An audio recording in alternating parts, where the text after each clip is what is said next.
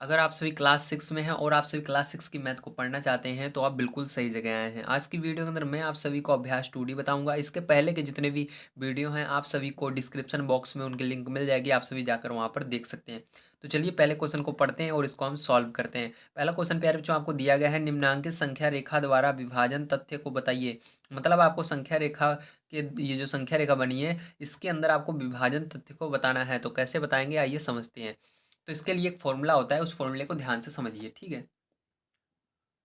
तो इसके लिए आप सभी को यहाँ पर लिखना होगा रेखा द्वारा विभाजन। इसके अगर रेखा द्वारा आपको विभाजन करनी है तो उसके लिए फॉर्मूला होगा कुल अंक और बटे में अंकों का अंतर, ठीक है। कुल कितने अंक हैं, तो यहाँ पर देखिए कुल कितने अंक हैं। यहाँ से गिनना शुरू करेंगे, या कभी भी अंक एक से गिना जाता है, जहाँ से स्टार्ट होता है उसको नहीं गिनते हैं। तो एक से लेकर 12 तक है, तो टोटल कितने हुए, एक से 12, 12 अंक हुए, ठीक। तो यहाँ पर कितना लिखेंगे हम इसके आगे, यहाँ पर आपको 12 लिखना है, ठीक है। तो 12 लिखेंगे।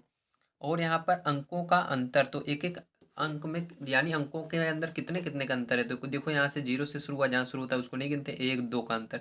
फिर दो पर आया, इसको नहीं गिनेंगे, एक दो, फिर एक दो, एक दो, मतलब दो दो का अंतर है, ठीक है। तो वो आपको बटे में क्या लिख देना है, दो लिख देना है, ठीक है। दो से अब भाग दे देंगे हम, तो आपका आंसर आ जाएगा। तो इसको आप इस तरह से भी लिख सकते हैं, ध्यान से देखिए, इस तरह से लिख सकते हो 12, और ये जो बटे है इसको भाग का निशान लगाकर दो लिख सकते हो, ठीक है। भाग दोगे तो कितना आएगा, आप इसको तो भाग दोगे तो, ठीक है, जैसे यहाँ पर दो से भाग देंगे 12 को तो 6 आएगा, उसी तरह से यहाँ पर भाग दोगे तो 6 ही आएगा, ठीक है। तो यही आंसर हो जाएगा आपका। चलिए इसके बाद देखते हैं सेकंड नंबर क्वेश्चन किस तरह से किया जाएगा। सेकंड नंबर क्वेश्चन आपको दिया गया 21/3 = 7 के संगत गुणात्मक तथ्य 3 × 7 = 21 है। अतः निम्नांकित तथ्यों के संगत गुणात्मक तथ्य बताइए। मतलब आपको यहाँ पर जैसे दिखाया गया है, यहाँ पर 21/7 बराबर 3 = 7 है। तो यहाँ पर 3 × 7 = 21। अगर भाग देंगे तो हमारा 7 आएगा, ठीक है, और गुणा करेंगे तो 21 आएगा। इस तरह से आपको इसको भी बनाना होगा। तो कैसे बनाएंगे आइए चलते हैं और देखते हैं। तो ध्यान से देखिए यहाँ पर कैसे बनाया जाएगा इसको। तो सेकंड नंबर का पहला पार्ट यहाँ पर सबसे पहले हमको नोट करना होगा, तो नोट कर लेते हैं। दिया गया है 56/8, ठीक है, बराबर 7, ये दिया गया। अब इसको आपको क्या करना है, ध्यान से समझिएगा। अब आपको यहाँ पर क्या करना है, ये जो 56 है, ठीक है, ये 56 इसको यहीं पर रहने देना, और ये जो 8 है इसको उस साइड ले जाना है, ठीक। उस साइड ले जाएंगे तो इसके बीच में जो निशान रहता है वो निशान बदल जाता है। यहाँ पर भागे का निशान है तो उधर जाएगा गुणे का हो जाएगा। तो यहाँ पर 56 बराबर क्या हो जाएगा, देखिए इसको उधर ले जा रहे हैं तो इसको अभी नहीं देखेंगे, समझ गए। जिसको ले जाते हैं उसको नहीं देते हैं, 8 को अभी नहीं देखेंगे, केवल जो दिख रहा है उसको लिख लेंगे। 56 मैंने लिख लिया, बराबर लिख लिया, अब 7 लिख लेना है इस तरह। अब क्या है, अब इन दोनों को उधर ले जाना है, ठीक, उस साइड। तो यहाँ पर भाग का निशान था, उधर जाएगा तो गुणे में हो जाता है, और ये 8 ऐसे लिख उठेगा, ठीक है। तो इसको देखो आप आगे लिख सकते हो 7 × 8, ठीक है। इसको पूरे को इस साइड लिख सकते हो, इसको उधर लिख सकते हो, तो इसको लिख लेना ऐसे 7 × 8 बराबर 56, ठीक। तो यही क्या हो जाएगा, आंसर हो जाएगा। सेकंड नंबर देखिए आपका, सेकंड नंबर आपको दिया गया है 66/11 बराबर 6, ठीक है। तो ये सेकंड नंबर वाला आपको दिया गया है। तो अब देखिए इसको कैसे करेंगे, ध्यान से समझना है, ठीक है। अब देखो यहाँ पर भी सेम वही काम करेंगे, आपको 11 को उधर ले जाना है, तो इन दोनों को भी नहीं देखेंगे, जितना दिख रहा है उसको लिख लेंगे। तो यहाँ पर 66/6 लिख लेंगे, और इन दोनों को उधर ले जाना है तो भाग उधर जाएगा तो गुणे में हो जाएगा, और 11 ऐसे लिख उठता है। अब इसको पूरे को इस साइड लिखेंगे, 6 × 11 बराबर 66, ठीक है। तो यही क्या हो जाएगा, आपका आंसर हो जाएगा। समझ में आया आप सभी को। चलिए अब देखिए इसके बाद तीसरा नंबर क्वेश्चन भी हम पढ़ लेते हैं और इसको सॉल्व कर लेते हैं। तीसरा नंबर क्वेश्चन दिया गया है 117 को दो संख्याओं के गुणा के रूप में व्यक्त कीजिए जिसकी एक संख्या 13 है। मतलब 117 को आपको दो संख्या के गुणा के रूप में व्यक्त करना है, तो इसके लिए गुणनखंड करना आना चाहिए आपको। तो आइए, तो यहाँ पर देखिए आपको तीसरा नंबर है, तो 117 लिखना है, उसके बाद इसका गुणनखंड करना है, ठीक है। तो गुणनखंड करने के लिए क्या करेंगे, इसका पता होना चाहिए किस पहाड़े से कटेगा 117। तो 117 जो होता है वो 13 के पहाड़े से कटता है, क्योंकि यहाँ पर आपको एक थोड़ा सा हिंट दिया गया है कि 13 एक संख्या होगी, तो 13 से आप भाग दे दोगे तो जो आएगा वो आंसर हो जाएगा, ठीक है। तो 13 से इसको भाग देंगे तो 13 के पहाड़े में 117 कितनी बार में आता है, 9 बार में। तो इसको सीधा 9 से भाग देंगे, क्योंकि दो संख्या वाले में बदलना है, तो एक संख्या ये हो गई, एक संख्या ये हो गई।